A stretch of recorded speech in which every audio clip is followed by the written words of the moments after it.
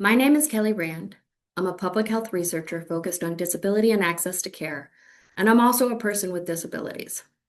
Today, I'm here to share a personal story, but as a researcher in this space, I know what I experienced is not a one-off. It reflects patterns we see across the healthcare system. I want to talk about how political determinants of health shape not just whether people get care, but the quality and depth of the care they receive. Because sometimes the issue isn't access, it's value. I remember sitting in the doctor's office after being hit by a car as a pedestrian, trying to explain that I couldn't do something as basic as wash my hair.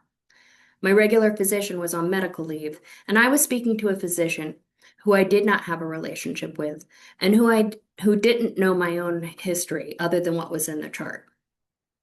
I was limping, my ribs hurt, and I couldn't lift my arm. And I knew very clearly that something wasn't right. But I was told I was just sore, that I should try not to limp. And at one point, when I pushed back, I was told, well, if you're going to be difficult, I'll give you physical therapy. So I did what patients are supposed to do. I followed the plan. I went to physical therapy. I showed up. I did the exercises. Weeks turned into months, and nothing improved.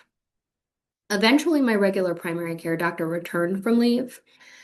I went back and tried again to explain what was happening, that I still couldn't do basic things, that something felt wrong. This time I was referred to an orthopedic specialist. And at that visit, I was told, this just happens when you're 40, but I guess I can prescribe you more physical therapy. Not that something might have been missed, not that we should look deeper, just this is how your body is now.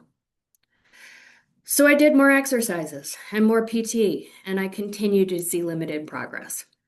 Eventually, I found a specialist who did something different. He took time. He listened. He did a thorough exam. And what he found was the first piece of this story. I had a ruptured tendon in my shoulder.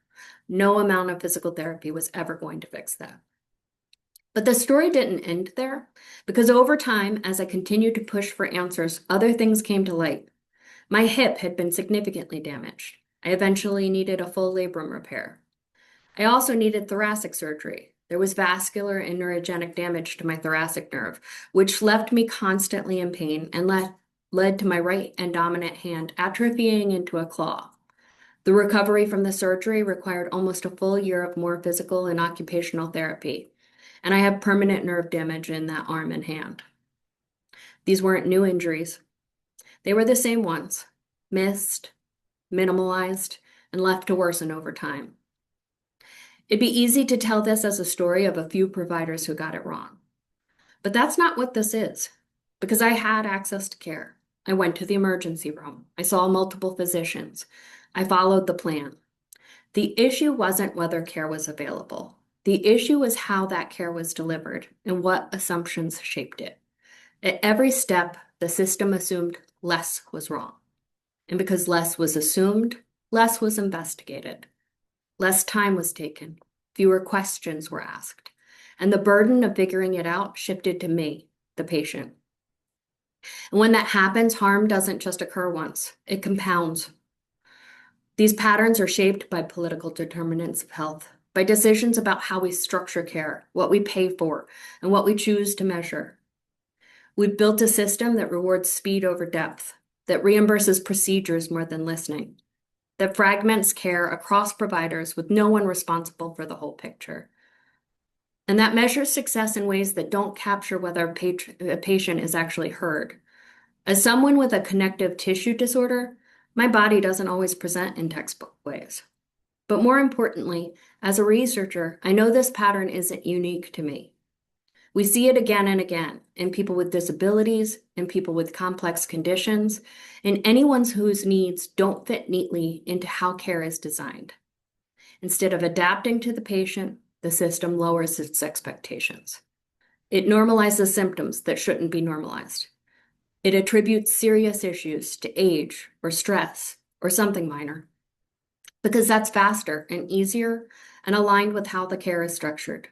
And over time, that becomes something deeper. It becomes a reflection of value. Because I wasn't denied care. I received care again and again. but it was care that assumed less was wrong, and that meant less was worth investigating. We often talk about access in terms of appointments and coverage, but access without being heard, without being fully evaluated, without being taken seriously, it's not real access. It's a reflection of what and who we value. And if we want better health outcomes, we have to start there.